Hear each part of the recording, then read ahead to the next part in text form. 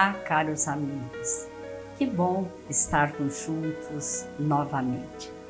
Desejamos que as reflexões de hoje possam contribuir para que sejamos mais otimistas e operantes. Em Mateus 5:41 está dito: "E se qualquer te obrigar a caminhar uma milha, vai com ele 2. Com a profundidade de seus ensinamentos, Jesus deixou lições que ainda hoje não foram compreendidas e nem vivenciadas. Hoje vamos buscar extrair o sentido dessa lição.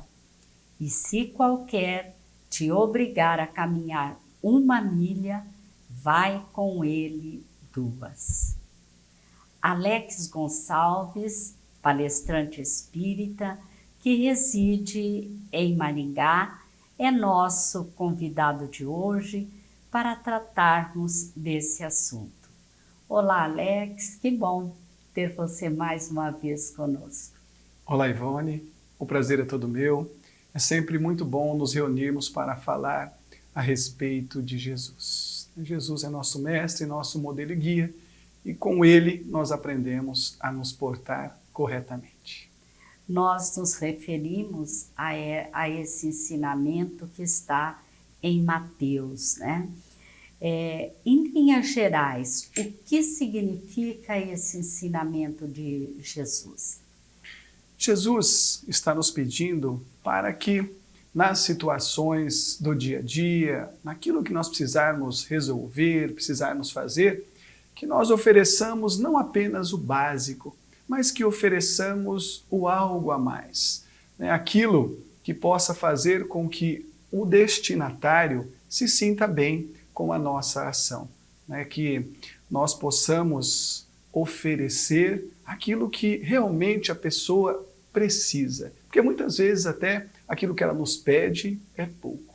Mas nós vemos, né, que em matéria de literatura bíblica, em matéria de evangelhos, nós vamos ver que há muita coisa foi dita com poucas palavras. O ensinamento de Jesus ele é muito mais abrangente do que isso, porque ele nos leva a várias reflexões a respeito do tema. E realmente você se referiu às palavras de Jesus, né, que detêm um significado além daquilo que a gente lê, né?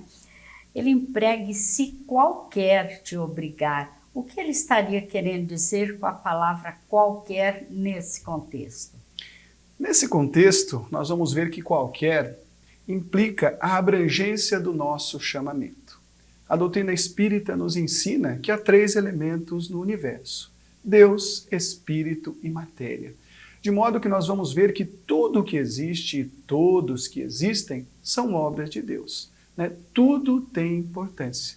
Então, qualquer, né, ele significa que em qualquer momento da nossa vida, em qualquer situação, com qualquer pessoa, nós poderemos ser chamados a tomar uma decisão importante. É como se Jesus falasse para nós: meu filho, minha filha, cuidado, vigiai e orai. Tomai cuidado, porque às vezes nós esperamos que grandes acontecimentos ocorram para que a gente faça mudanças. Mas como diria o velho ditado, é de menino que se torce o pepino. Nas pequenas coisas, nos detalhes, muitas vezes nós nos complicamos. Então, quando Jesus nos fala qualquer, ele não está definindo, ele está falando: olha, pode ser em qualquer momento, em qualquer lugar, com qualquer pessoa. Tudo é importante. Certo. Ele usa também uma palavra que é obrigar, né? Obrigar a caminhar uma milha. Isso envolve obrigação. Como que a doutrina espírita trata essa questão da obrigação, de obrigar? Quando nós falamos de dever, né, como você disse, há situações em que nos suscitam determinados comportamentos, né? Nós temos filhos, nós temos algumas coisas que precisamos fazer para eles, gostemos ou não. Temos que levar na escola, temos que educar, temos que oferecer, né, uma educação religiosa, um tratamento moral, né, alguma coisa. Há um básico que precisa ser oferecido em todas as situações. Isso vale para o nosso trabalho, para o nosso templo religioso, para a nossa família, para a nossa sociedade. Há um conjunto de obrigações, né, um conjunto de deveres que todos nós estamos convidados a realizar. Mas a doutrina espírita, ela se aprofunda a mais. Ela nos diz que o dever para nós, ele é um compromisso.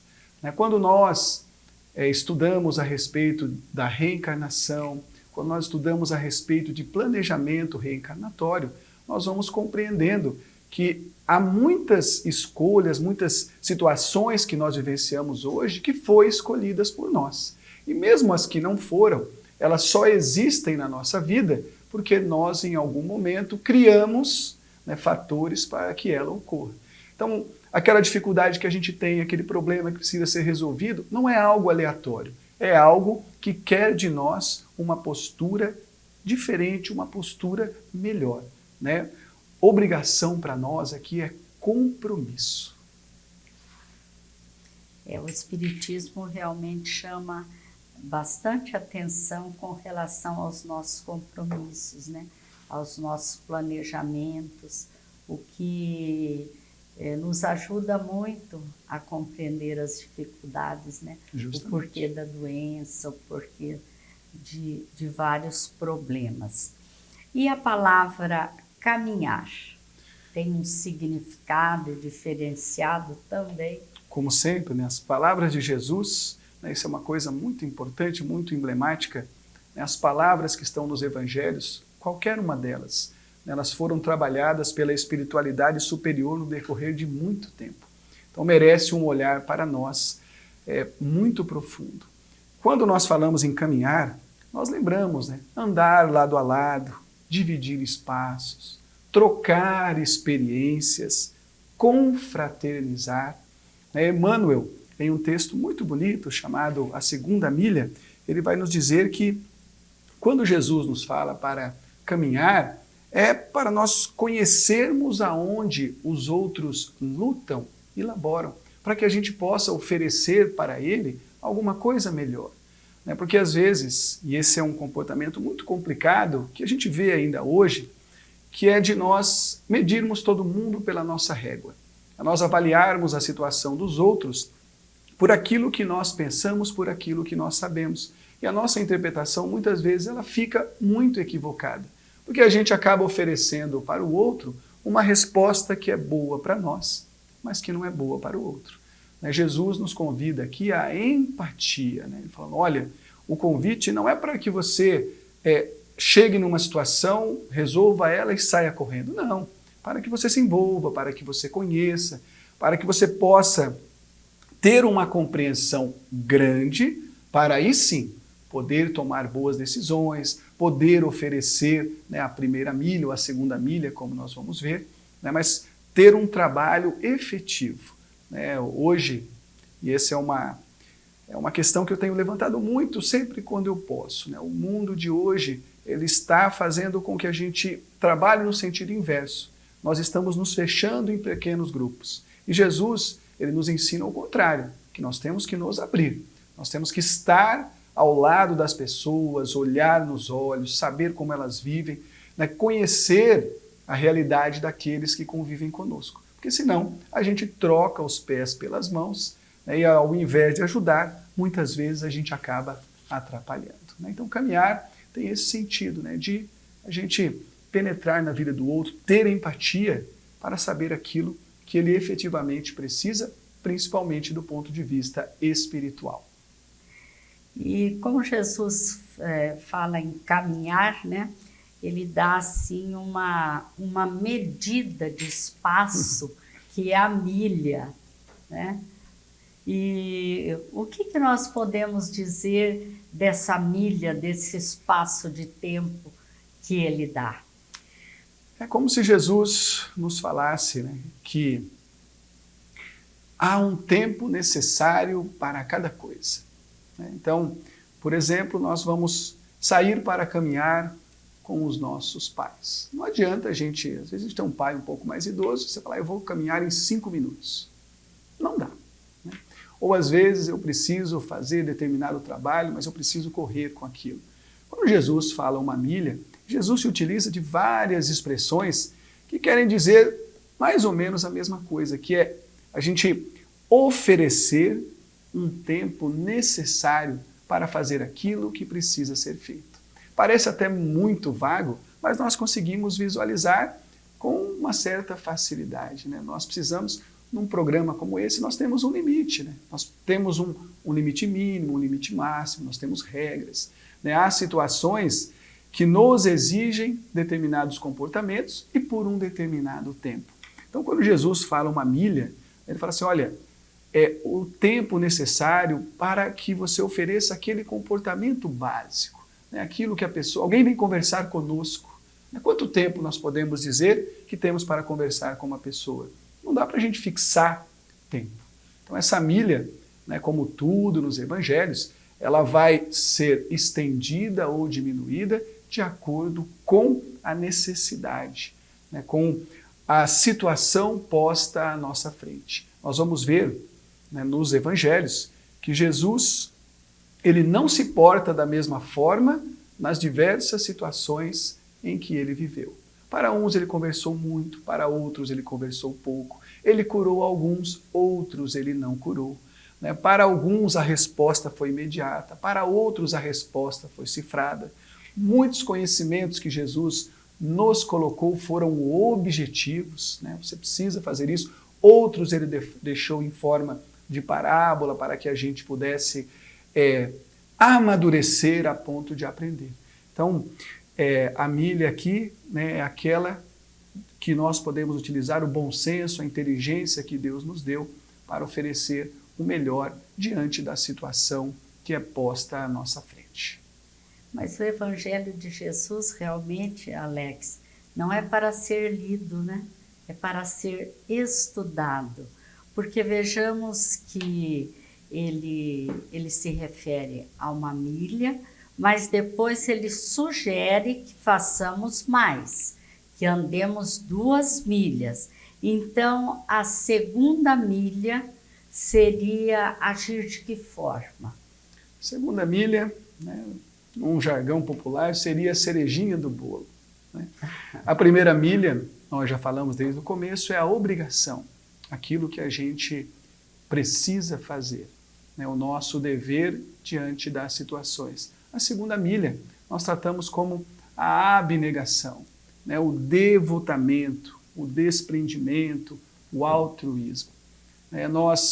Quando nós formos conversar com alguém que nos relata uma dificuldade, não apenas a gente ouvir, mas ouvir com atenção, né, ter palavras de carinho para com a pessoa, oferecer o nosso ombro amigo, oferecer os conhecimentos que nós temos, né, ouvir a pessoa com ouvidos de ouvir. Né? Hoje também é um hábito que muitos de nós temos, as pessoas começam a falar e a gente já vai colocando as palavras na boca da pessoa, não espera ela falar, e às vezes só do processo de falar, a resposta, né, a espiritualidade já vai trabalhando, nós sabemos como isso acontece, a inspiração ela acontece para todo mundo e as respostas vêm aparecendo. Então a 2ª milha é aquilo da gente não oferecer o básico, não apenas o básico, mas oferecer o melhor que nós pudermos. Né? Há um comportamento cristão para todas as situações da nossa vida. E Jesus também nos mostrou isso, porque Jesus ele não agia de forma correta em um lugar ou outro, com uma pessoa ou outra. Os ensinamentos que nós recebemos, que estão nos evangelhos, aconteciam em qualquer hora do dia, com vários tipos de pessoas excluídas da sociedade a pessoas abastadas da sociedade, de pessoas iletradas a pessoas muito estudiosas, né, de pessoas com doenças, pessoas obsidiadas, a pessoas com uma vida muito tranquila. Então nós vamos ver que Jesus jamais ofendeu alguém, jamais foi ríspido com alguém, não apontava o dedo para mostrar as falhas, né? Muito pelo contrário, ele sempre mostrava a outra face, o outro lado da moeda. Então, ao invés de muitas vezes a gente ficar buscando o erro, apontando a dificuldade que o outro tem, lembremos do acerto, né? Lembremos daquilo que é bom. Certa vez eu vi aqui na MEI, né, uma pessoa dizer que a gente não deveria ser do contra, né? Nós não temos que ser contra a guerra. Aliás, essa é uma frase, acho que de Madre Teresa de Calcutá, né? Que não devemos ser contra a guerra, mas a favor da paz. Então nós não somos contra o erro de ninguém, nós somos a favor do acerto. Então quando a gente passar a ter essa abordagem amorosa, carinhosa, nós vamos mostrar para as pessoas que há um comportamento diferente, né? Também tem uma frase de Chico Xavier que eu gosto muito, que ele fala, cuidado com aquilo que você, nas minhas palavras, né? Cuidado com aquilo que você fala e com aquilo que você faz, porque às vezes o único evangelho que o outro vai ler é você. Tem pessoas com vidas tão difíceis que às vezes aquele contato que ela tem conosco é ali aquele bálsamo, aquele alívio. Se naquele momento, nós que temos toda essa bagagem, todo esse conhecimento, se a gente dá uma resposta muito básica, né, fica muito difícil. Porque a pessoa vai imaginar assim, né? Poxa, se eu que estou complicado, né, estou aqui, e esse que está tão bem, né, que fala sobre Jesus, que aprende, que tem várias benesses que muitos de nós temos, se para ele está difícil, como é que eu vou me levantar? Então a nossa responsabilidade, inclusive como trabalhadores do Cristo, né, e a doutrina espírita, ela tem esse viés, ela nos convida todos a sermos trabalhadores, né? Aqui nós não somos espectadores. A gente vem, assiste uma palestra, hoje, amanhã a gente senta, ou melhor, amanhã a gente vai ao púlpito e nós fazemos a palestra. Nós atendemos a pessoa na porta, nós trabalhamos no atendimento fraterno, nós somos trabalhadores do Cristo. E a nossa responsabilidade, nesse caso, é para que a gente consiga não oferecer apenas a primeira milha da obrigação, mas a segunda milha do carinho, do devotamento, da abnegação, né, do amor verdadeiro e fraterno. E por que nós devemos oferecer mais essa segunda milha? Bom, primeiro, que nós estamos recebendo uma informação, uma dica de Jesus, né? Jesus, muito importante dizer isso, Jesus, ele não dava opiniões, Jesus enunciava leis. Quando ele fala que nós devemos caminhar a segunda milha, porque nessa segunda milha, como você acabou de dizer, é que o processo de transformação ele acontece com mais profundidade. Porque a gente, ao oferecer o mais, nós vamos vendo como o bem ele é maravilhoso não só naquele que está recebendo, mas em nós. E um segundo ponto que eu acho imprescindível é a gente lembrar, né, que o exemplo arrasta. Quando a gente passa a fazer as coisas de forma bem feita, muitos outros estarão nos observando. Não tem segredo. Como já foi dito aqui hoje, né, o Evangelho ele é comportamento. O Evangelho é conduta. É a gente conseguir levar para a nossa vida comum tudo aquilo que nós temos aprendido que é bom, aprendido com Jesus.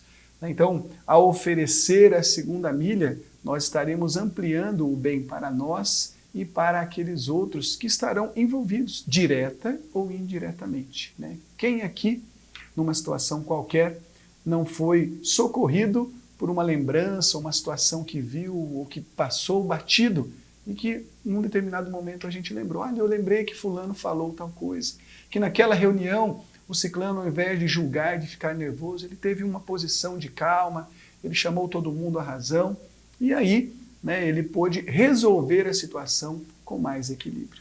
Então, façamos a nossa parte, porque nós sabemos que Deus faz a dele sempre muito bem feita. Com certeza. Alex, muito obrigada mesmo por ter trazido essa interpretação do Evangelho de Jesus. Muito obrigada. Eu que agradeço. Nós agradecemos a todos vocês que estão nos assistindo e quando vocês quiserem ver, assistir, ler ou mais mensagens de esclarecimento, de consolo, busquem no site momento.com e lá encontrarão as mensagens do Momento Espírita que tem esse caráter consolador e esclarecedor. Muito obrigada a todos, nossos votos de muita paz.